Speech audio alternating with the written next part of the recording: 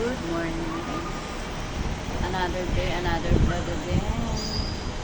So ngayon, tambay na naman. Sabi na lang dito. Tingin-tingin sa terrace. Yan. Para makita ko ano yung mga nasa paligid.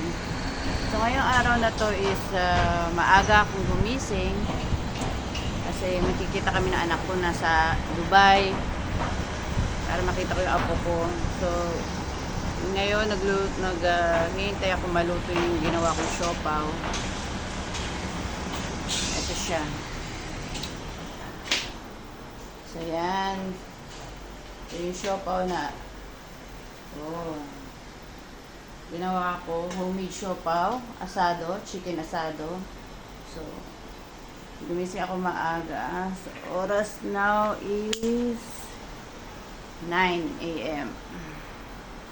Yan kitchen namin. Napagkadami-daming gamit. Yan talaga. So magkakasama. Maraming ibang mga lahi. So kakaibang nation. So now ito yung aking paligid. Aking tinatanaw kung ano ang mangyayari na naman sa isang araw. So mamaya kita-kita tayo mamaya pag pasyal ko, pagpunta ko ng Dubai. So ngayon na nasa Sharjah ako. So mga like 20 minutes ang biyahe, walang traffic. Sharjah to Dera para magkita kami nung anak ko. Sama niyo yung apo ko na kulot ang buhok. Now habang nagluluto, titingin ano nangyayari sa paligid, kung ano na naman mangyayari sa buong araw. Kahapon, masaya, Valentine's.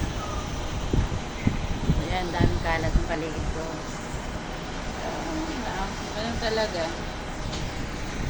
Kasi kakaiba.